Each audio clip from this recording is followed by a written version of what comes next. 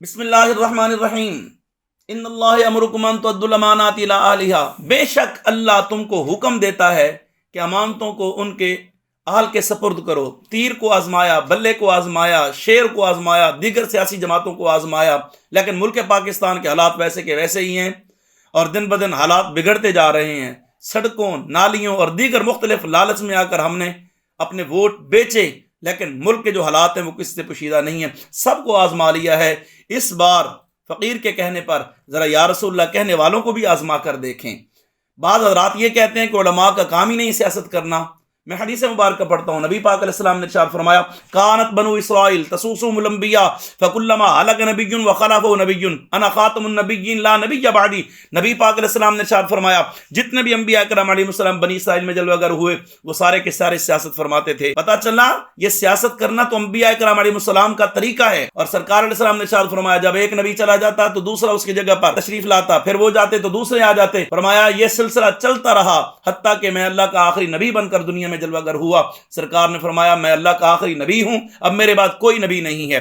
تو ناظرین کرام، سیاست تو بڑا اہم اور مقدس کام ہے، اور آپ نے حدیث مبارکہ سنی ہوگی العلماء ورثۃ الانبیاء، علماء جو ہیں وہ انبیاء کے وارث ہیں۔ کس چیز کے وارث ہیں؟ ان کے مشن کے وارث ہیں، ان کے طریقے کے وارث ہیں، ان کی سنتوں کے وارث ہیں۔ نبی پاک علیہ السلام کے بعد اب قیامت تک کوئی نبی نہیں آئے گا، لیکن تبلیغ کا کام جاری رہے گا۔ کون کریں گے؟ حضور علیہ السلام کی امت کے علماء کریں گے، اور جو کام بنی اسرائیل کے نبی کرتے تھے وہ کام اب علماء ربانیین حضور علیہ السلام کی امت کے علماء کے ذمہ ہے۔ تو جب تبلیغ کا کام ہو، دینی مسائل ہوں، معاملات ہوں، وہ سارے کے سارے آپ علماء کرام سے پوچھتے ہیں، اور ایک ایک مسئلے میں، روزمرہ زندگی میں آنے والے معاملات میں، درپیش آنے والے مسائل میں جب ہم علماء کے محتاج ہیں تو کیا خیال ہے سیاست کا ان کو پتہ نہیں ہے؟ پیدائش سے لے کر موت تک عالم دین ہمارا ہر مسئلہ جانتا ہے، تو کیا خیال ہے جو علماء کرام سیاست میں آئے ہیں ان کو ہماری سیاست کا پتہ نہیں ہے؟ تو میں آپ سے گزارش کروں گا، آپ نے سب کو آزما لیا ہے، ایک بار آپ مذہبی لوگوں کو بھی آگے لا کر دیکھیں۔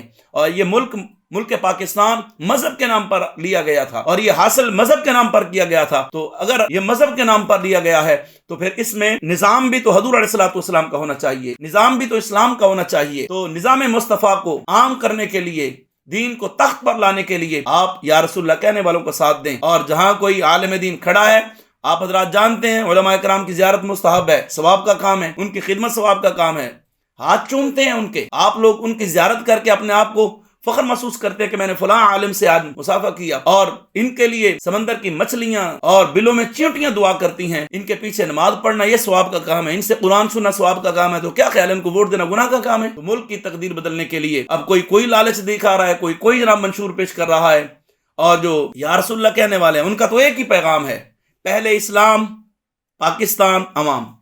اور جب حضور علیہ السلام کا دین تخت پر آئے گا سب کو انصاف ملے گا، ہر ایک جو ہے وہ سکھی ہوگا، ہر ایک اپنے مسئلے کا حل پائے گا، تو انشاءاللہ یہ گلیاں، یہ سڑکیں، یہ خود بخود جب ملک ٹھیک ہوا، سود سے جان چھوٹی، ہمارا ملک ترقی پذیر ہو گیا، تو انشاءاللہ سارے کے سارے مسئلے حل ہو جائیں گے۔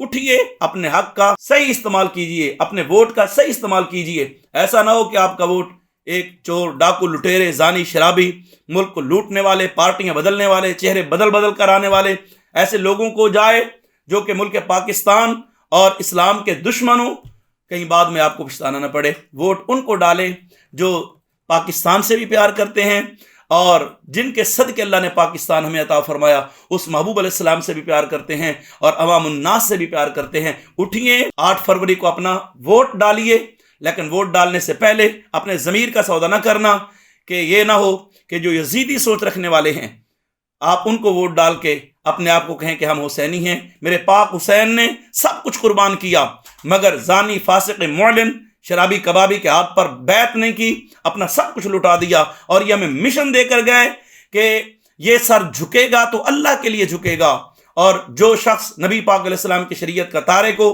جنہوں نے ختم نبوت پر ڈاکہ ڈالا ہو اور آئین پاکستان کو توڑا ہو، قانون پاکستان کی دھجیاں بکھیری ہوں، تو ایسے لوگوں کو ووٹ ڈالنے سے گریز کیجئے۔